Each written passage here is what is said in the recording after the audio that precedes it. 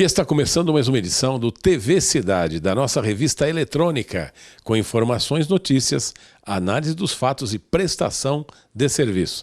Amigos, hoje eu trouxe aqui uma curiosidade porque quem é que não gosta de automóveis, né?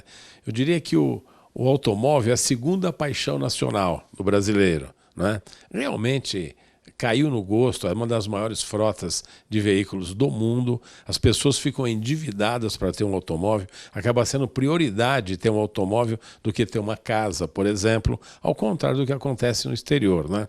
Mas acho que no mundo inteiro o carro é apreciado mesmo, o transporte individual dá aquela sensação de liberdade, de poderio, né? Tem toda uma transformação na psique quando alguém está atrás do volante, para o bem ou para o mal, infelizmente, mas acontece. Bem, eu trouxe aqui um moço que ele é bacharel em Direito, ele é jornalista e é um expert em carros. E ele tem um site chamado Garagem do Belotti. O nome dele é Renato Belotti, está aqui do meu lado. Que satisfação em tê-lo aqui, Renato. Obrigado, eu agradeço o convite. Realmente, esse programa é bem interessante, né? Veiculado, o horário de que é veiculado e tal. E é um prazer estar aqui falando aí da nossa paixão por carros. E você também, você na verdade é um produtor também de vídeo, porque eu tenho acompanhado seus vídeos pela internet, no YouTube, realmente é produção muito interessante, você mostra detalhes dos carros e vejo você fazendo testes aí com aqueles carros que são sonhos do consumo de todo mundo, aí como Ferraris, Lamborghinis, não é? Porsches, né? E outros carros mais aí Você já pilotou um Aston Martin, aquele do James Bond? O Aston Martin tá na pauta. Tá na pauta, tem uns clássicos como o DB5. Combinar com o James Bond, né? Inclusive aquele que foi usado na época, né, no filme, ele está exposto lá na Inglaterra e tal. Um carro verdade, que eventualmente ele aparece em alguma matéria de revista, né? Uhum. Mas até falando da garagem, o nosso nicho é bem específico, né? Até eu trabalho no jornalismo automotivo, eu costumo dizer que nós fazemos um segmentado do segmentado, né? Que o jornalismo automotivo já é um segmento bem específico e a gente apostou nessa ideia de fazer algo mais específico ainda com veículos clássicos e veículos esportivos, esse nicho bem focado realmente nesse nicho aí mais... É mais restrito, porque realmente a parcela da população brasileira que pode adquirir um carro aí de 1 milhão, 1,5 milhão de reais, né? Ou até de dólares às vezes, né? É uma parcela muito pequena, né? Está lá no topo da pirâmide.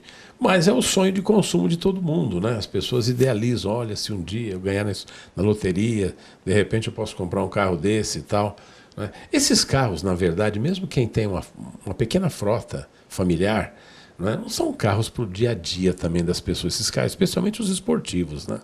O trânsito de São Paulo, as ruas, não permite, né? De maneira geral, a gente tem vários aspectos positivos e outros que não são tão interessantes para usá-los todo dia, né? Insegurança e até a qualidade do combustível que a gente comentou antes e também, claro, ruas muito esburacadas em alguns lugares, né? Em muitos lugares e acaba dificultando um pouco para usar todo dia, né? Além, é claro, do risco, né? Que o cara fica meio de alguém bater e tal, não estou nem falando da insegurança. É o seguro, né? Falar nisso, o seguro é caríssimo, né? Normalmente o seguro costuma ser em torno de 10%, 5%, de 7% a 8% do valor do carro. Um carro desses de alta performance esportivo, que percentual do valor do carro que chega um seguro? Então, acredito que seja o mesmo percentual, que eles fazem aquelas análises de perfil, né? E se pegar um modelo que custa aí 1,5 milhão de reais, 800 mil reais, com alguém que tem um perfil muito jovem, né? Vai ficar muito caro. E já sabe também, quem tem um carro desse não vai largar estacionado, ele não vai na pizzaria da esquina e deixar o carro estacionado na avenida, né? Claro. Né? Isso é carro de garagem para garagem. E olha, a gente vê mais aos fins de semana, essa aqui é a verdade, né? Sem dúvida. O nosso nicho também de vídeos em globos clássicos, né? E carro antigo é uma paixão muito grande, né? Eu sempre gostei. E o carro antigo é bem isso também, né? Apesar de, lógico, ter valores diferenciados, tem carros antigos de 10 a 1 milhão de reais ou mais, né? Dependendo do modelo, mas a paixão é a mesma, né? E no sentido, e os antigos não têm seguro ainda, né? Tem essa questão. Agora, o gosto das pessoas varia bastante, né, Belotti? Porque, digamos, lá nos anos 30, anos 40, os carros tinham 4 portas. Depois, nos anos 60, meados dos anos 70, os carros que estavam na moda eram os carros cupês, né, com 2 portas. Isso depois, de novo, essa moda caiu, os carros 4 portas passaram a ser mais valorizados, né? Então é uma coisa interessante que oscila muito. Cores também, não é? Hoje nós temos uma ditadura aqui tivemos até pouco tempo uma ditadura do preto e do prata, né? Já está mudando isso, né? Na verdade eu acho engraçado o contexto, porque assim, essa parte mesmo, né? Na década de 60 e tal, tinha Corcel 4 portas, só taxista que tinha, ninguém comprava, verdade, né? Lembro que ia para a escola na década de 80 e Corcel 2, né?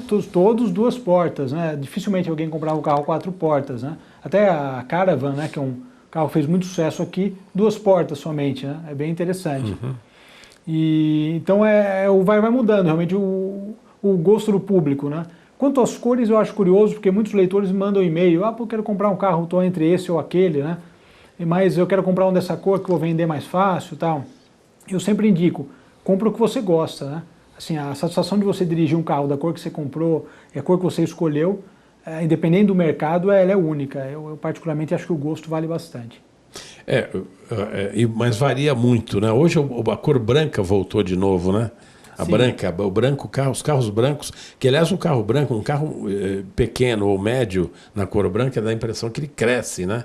Externamente, é isso ou não? Dá essa impressão? É interessante porque na verdade entram outros fatores, até manutenção de limpeza, assim que o branco não é muito bom para isso, o prata é melhor nesse caso. É verdade. Mas é curioso realmente a escolha, tem pérola, né? Tem umas variações e cores. A moda vai mudando, vai ditando, né? E pois é. As pessoas vão... É até quase meio inexplicável isso. Bem, vamos fazer um breve intervalo e daqui a pouquinho o TV Cidade estará de volta.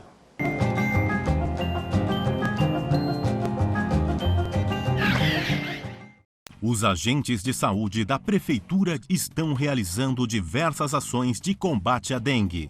Ajude a eliminar os criadouros dos mosquitos que podem estar dentro das casas ou nos quintais. Baldes e recipientes com água devem estar bem tampados. Escorra a água e coloque areia nos pratos e vasos de flores. Vire as garrafas com a boca para baixo.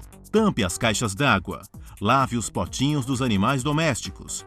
Mantenha os ralos fechados e limpe as calhas. Cubra ou fure pneus usados. Vamos expulsar o mosquito da nossa cidade.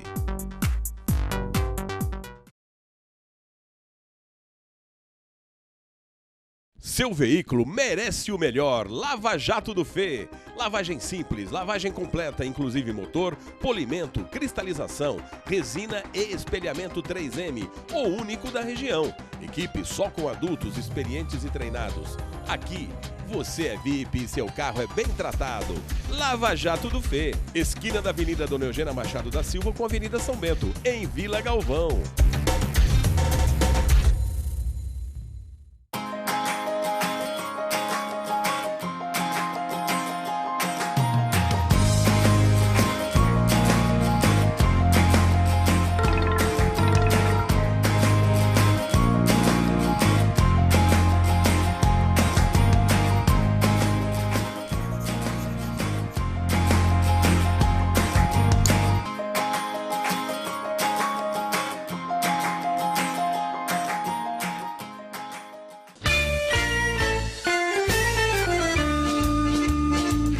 Você procura a melhor pizzaria de Guarulhos? É a Rodrilúcio Pizzaria. Tradição, experiência, os melhores ingredientes, pizzaiolos tarimbados, espaço aconchegante e atendimento primoroso, ambiente familiar.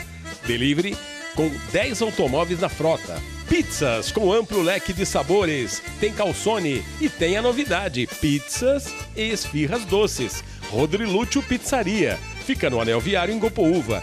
Venha se deliciar você também! Uma empresa se destaca em Guarulhos e Arujá pela tecnologia e inovação. Mais de um quarto de século desenvolvendo moldes e artefatos em polímero para múltiplas aplicações. É a Fesma Tecnologia em Polímeros. Esteiras porta-cabos, calhas protetoras e carenagens para automação bancária são alguns de seus produtos. A Fesma pode desenvolver e fabricar qualquer artigo confeccionado em termoplástico injetado. Fesma, trazendo o futuro em tecnologia e inovação para o presente.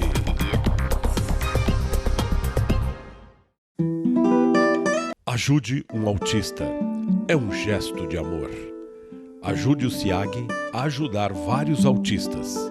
Sem seu apoio, o SIAG pode fechar as portas. SIAG, Centro de Inclusão e Apoio ao Autista de Guarulhos. Adote esta ideia.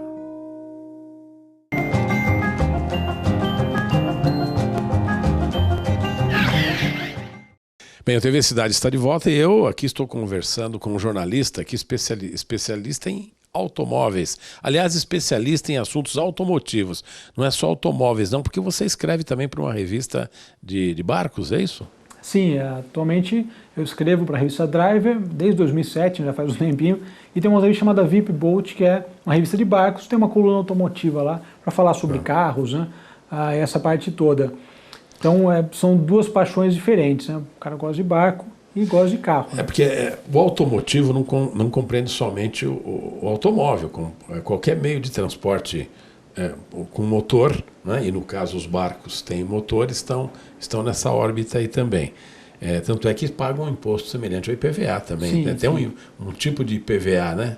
Os barcos. Bem, na época que tinha esses carros coupé, esses carros maiores, surgiam aqueles grandes Opalas, década de 70, as placas dos automóveis eram amarelas.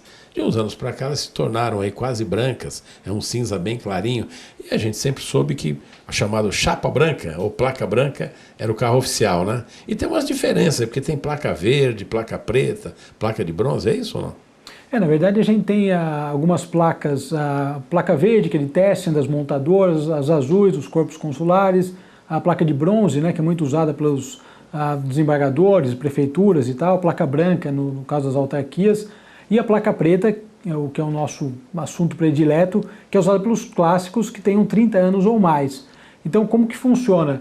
Tem a Federação Brasileira de Veículos Antigos, a federação ela tem os clubes filiados. Eles cumprem alguns requisitos e se filiam à federação e eles podem fazer a vistoria para a placa preta. Então o carro tem que ter no mínimo 80 pontos de originalidade e daí o clube confere um documento, emite um certificado com a placa preta. Eu às vezes frequento aquela exposição de carros que tem em Águas de Lindóia lá na praça. Que agora é em Campos do Jordão. Aliás, tem os dois. Tem os dois, né? Campos do Jordão e Águas de Lindóia. E nós temos carros lá dos anos 30, Ford, Chevrolet e tal. E são carros muito interessantes. E com as placas pretas, né? Sim. As placas pretas. São colecionadores que expõem carros. Bem, desses carros mais antigos, clássicos, digamos, carros de 30, 40 anos, qual o carro da sua preferência? Você tem um que você goste mais, que você se apaixonou pelo carro e que se você vivesse naquela época você teria aquele carro? Então, é até curioso porque assim, até dirigindo, tive a dirigir muita coisa até hoje, aí, contando desde o começo da garagem, mais de 300 carros diferentes. Mas um carro que é marcante, até porque eu saí da maternidade nele, é um Dodge Charger RT, né? Prateado era um 77 prateado com vinil Bordeaux, interior Bordeaux. É uma combinação que só saiu em 77. Então é uma cor bem rara na tonalidade. Eu tive um desses também, com motor de 197 HP, se eu não estou enganado. 215, o Maverick GT tinha 199, mas é aquela briga dos Fords assim. com o verdade. Eu tive um Dodge Charger desse, também tive uma Maverick, mas era de 6 cilindros, não tinha tantos cavalos assim de força, não. Mas era um carrão na época, né? Vamos dizer que final dos anos 70, era um carro muito interessante. Carro Ford e tal. Os carros Ford sempre tiveram um acabamento muito bom, né? Sim, o Corcel Del Rey, um carro que marcou a época aqui no Brasil. Marcou, também tive Del Rey e tal. Mas, então, na realidade você dirigiu tantos que é difícil até eleger um, né, que fosse mais simbólico. Na verdade é curioso, eu fiz um vídeo chamado Top 10, onde eu junto 10 carros marcantes, né? Tá. Todo carro, claro, quando o proprietário... Cita alguns desses carros, dos 10 aí. De Tommaso Pantera, teve também um Porsche 911 Turbo, né? São alguns carros que... Mas não só carros mais caros ou carros exóticos, né? Às vezes você dirige um Fusca, um Corcel, e é o que uma vez um proprietário me disse uma coisa interessante. Ele falou, o carro mais legal é aquele que você quer ter e consegue ter, né? Seja qual o valor. Então, assim, eu trago isso para fazer as matérias da garagem também, né?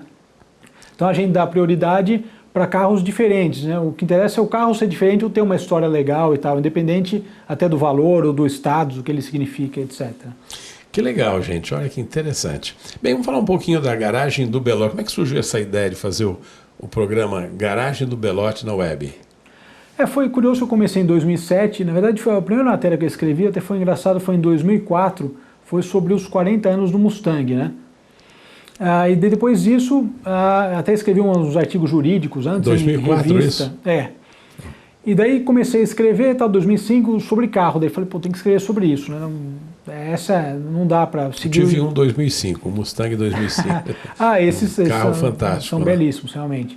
E daí até hoje, né? Até hoje, sim. O Mustang é um carro meio atemporal, né? Ele é um clássico, completou até 50 anos. 50 anos, né? Muita história, né? Para um modelo meio século, né? E comecei a escrever, em 2007 veio o convite da Driver para começar a escrever para eles. E daí eu falei, putz, eu vou começar a fotografar os carros, né? Mas tenho que dar um jeito de fotografar e, de certo modo, pondo alguma marca registrada da garagem, que é a placa preta, né? Nós usamos uma placa preta da garagem, todos os carros da garagem têm placa preta, mesmo com menos de 30 anos. E daí a gente começou a fazer as matérias, a fotografar, e a coisa foi crescendo. Em 2008 começamos com uns vídeos bem simples, né? Até chegar em 2011, quando teve uma certa revolução, que é a Garage Belotti TV, que foi justamente quando eu resolvi começar a apresentar as matérias, fazer roteiro, apresentar aí na frente da câmera, e que é um outro desafio, né? Você já está falando com milhares de pessoas, né? É diferente de você ficar atrás da câmera filmando, né? E editando, escrevendo. Sem dúvida.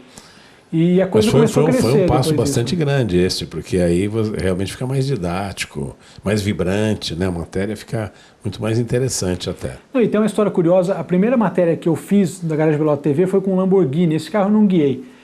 Foi em Interlagos, ia ter um evento da revista, falei com o proprietário antes, ele falou, faltam 7 minutos para eu ir para a pista, fica à vontade, entra no carro, pode gravar. Não era um Lamborghini Diablo não, né?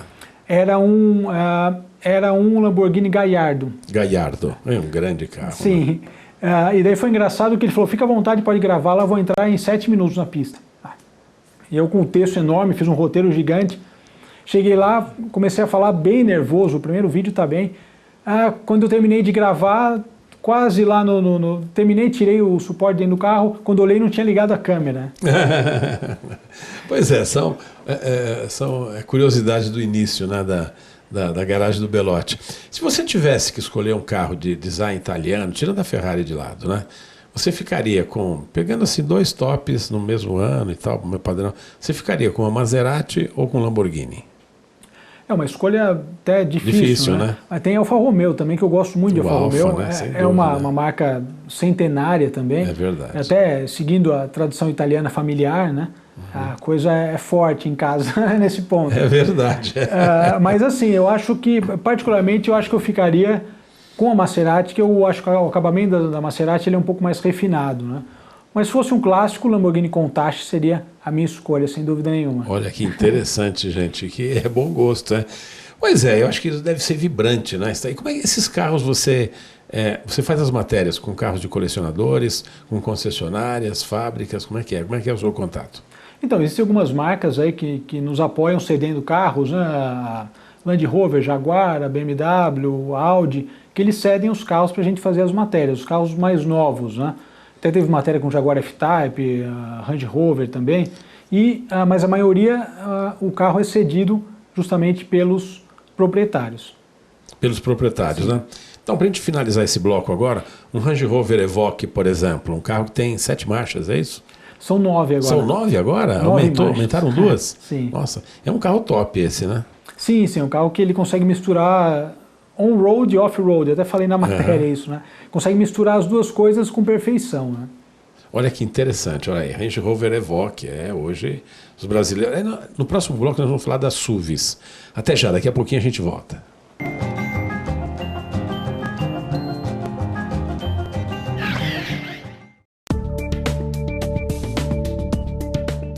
Botticelli Vinhos e Wine Bar, bebidas, presentes e comestíveis.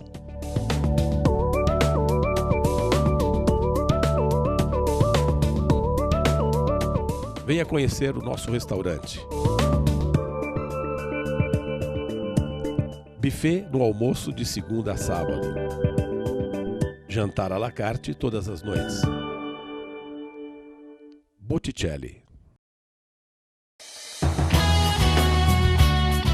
Com mais de 17 mil itens em estoque, a Construcal oferece tudo o que você precisa para construir, reformar e realizar manutenção predial. E tem mais, entregas 24 horas por dia, assistência técnica contínua, serviço de entrega rápida em até 120 minutos. É só ligar 2412-7630. Seu veículo merece o melhor. Lava Jato do Fê. Lavagem simples, lavagem completa, inclusive motor, polimento, cristalização, resina e espelhamento 3M, o único da região. Equipe só com adultos experientes e treinados. Aqui, você é VIP e seu carro é bem tratado. Lava Jato do Fê. Esquina da Avenida Dona Eugênia Machado da Silva com a Avenida São Bento, em Vila Galvão. Sua mais nova opção em culinária japonesa à la carte em Guarulhos. Ronin Restaurante, onde a qualidade e o bom atendimento são marcas registradas. Avenida Paulo Facini, 1769, Bosque Maia.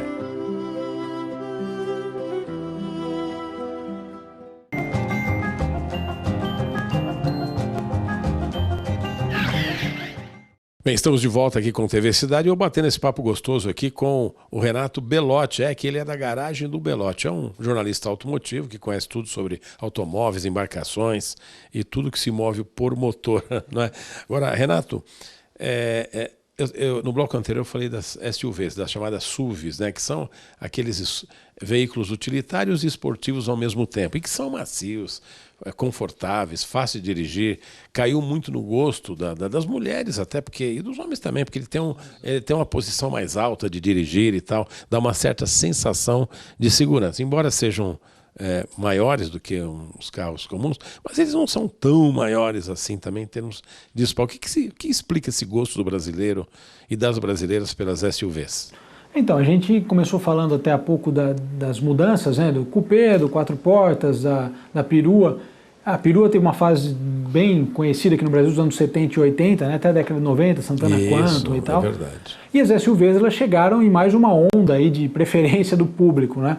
Eu particularmente, como já falei até na garagem, eu gosto muito das peruas esportivas, né? Mas aqui no Brasil o mercado é bem pequeno para elas, né? A gente tinha as chamadas SWs, né? Começou inclusive Sim. com a marca do Opala, aquelas Station Wagons, né? Sim, o pessoal chama de perua ou Station Wagon, sim.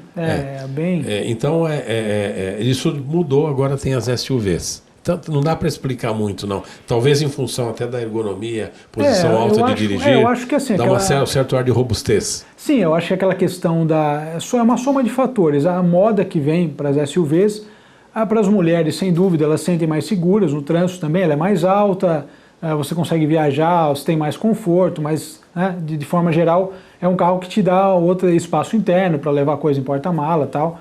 Mas enfim, eu acho que é uma onda também, né? Mas não só aqui, né? A SUV é uma coisa inteiro, que está acontecendo no mundo todo, sem dúvida. E as montadoras coreanas têm feito muito sucesso. Aliás, todas as montadoras, a gente vê SUV aí da BMW, Audi, Scania e tal, né? Saab e tal. A gente tem, na realidade, temos de várias procedências aí. Né? E até as chinesas também, até as marcas chinesas. Mas falando um pouquinho das marcas coreanas, em 95 nós tivemos uma marca coreana primeira aqui, que foi a Daewoo, que faliu depois na Coreia do Sul, mas foi a primeira vez que se lançou um carro com design, não era ainda tecnologia coreana, porque toda a mecânica era Chevrolet, bem na verdade, tanto a motorização quanto os demais componentes de suspensão, câmbio e tudo mais. Mas o que chamou a atenção era o design, era um design do estúdio Bertone, né, da Itália, quer dizer, então foi um carro assim, era um carro Frankenstein com toda a tecnologia Chevrolet, que é maravilhosa, e você tinha também um design do estúdio do Bertone da Itália e com um coeficiente assim de 0,29, por exemplo, carro caidinho, né? Exatamente. E de lá para cá, os carros, inclusive os nacionais, passaram a incorporar, por exemplo, o carro mais caidinho para frente, né? Com maior visual aerodinâmico e tudo mais. Depois essas coisas mudam, aí com as SUVs volta de novo, aquelas frentes mais altas e tal. E depois nós temos aí Kia, temos Hyundai. A Hyundai melhorou bastante, ambas dão garantia de 5 anos. Esses carros são fortes mesmo? Eu, particularmente, sobre os carros coreanos, eu acabo conhecendo pouco, não tive tanto contato. Mas em termos até de mercado automotivo, realmente a Hyundai ela chegou com força, né? Eles produzem lá em Goiás, né? Também a Tucson e o Azera e outros modelos realmente se vê muito nas ruas, né? Na verdade, a expressão deles está nas ruas, né? O sucesso comercial. E sem dúvida que eles vão investir em tecnologia ao longo dos anos. A gente até comentou antes sobre os 3 cilindros, né? E a Hyundai tem um HB20 3 cilindros. Tem um HB20, é verdade, assim como também tem a Ford, tem um Ford Ka, né? Sim, a Volkswagen tem o AP, né? Tem o AP e tal. Aliás, recentemente um programa da Globo, o Autosport, fez um comparativo aí entre os carros de motor 1.0, de 4 cilindros e os de 3 cilindros. Os de 3 cilindros tiveram uma performance melhor. Né, houve um aproveitamento melhor, quer dizer, se mexeu em alguma correlação interna ali que melhorou a performance do motor. Quer dizer, melhora-se a tecnologia embarcada, vem com GPS, vem com uma porção de bugiganga eletrônica e isso enche os olhos do consumidor, né? Na verdade, hoje em dia os carros eles acabaram dando um salto grande até de tecnologia, 3 cilindros, a questão da economia também de combustível, a gente falou da Evoque há pouco, com 9 marchas, então o consumo melhorou bastante, né? A ZF, que é essa fabricante alemã, já tinha desenvolvido caixas aí de 7 marchas, de 8, e eles estão preparando até uma de 10 marchas agora no câmbio automático. Então, realmente, a evolução tecnológica dos carros hoje em dia é grande, né? E muito voltada para a economia de combustível. Combustível é caro. Sim. No mundo inteiro, aliás, está caindo, porque o preço do petróleo caiu no mundo inteiro, mas aqui no Brasil, né, Petrobras e tal, nós estamos pagando uma grana preta aí para os combustíveis, tanto a gasolina quanto o etanol e o diesel também. Agora, então, economia é fundamental. Nós temos carros com motores menor performance, mas de alta tecnologia, como a BMW, por exemplo, 1.5, que faz mais de 20 km por litro. Né? Se a gente for pensar essa questão da litragem pequena para potência, ela já era explorada na Fórmula 1 na década de 80. Os motores eram V6, 1.5 e tinham 1.000 cavalos, 1.100 cavalos. E até falando de economia, em carros de alta performance a gente encontra isso. No caso, se pegar a Audi RS6, que ela foi até recentemente a station mais rápida do mundo, 0 a 100 em 3.9 segundos. Tive a oportunidade de ficar uma semana com esse carro e nós viajamos aí 700 km de estrada e a 100, 120 km por hora ele desliga 4 cilindros, é um V8 biturbo. E você tem um consumo de 12, 13 km por litro num carro de 560 cavalos. Funciona com 4 cilindros. Então a tecnologia está presente até nos carros de alta performance. E a eletrônica, né? A eletrônica hoje embarcada nos carros é fundamental.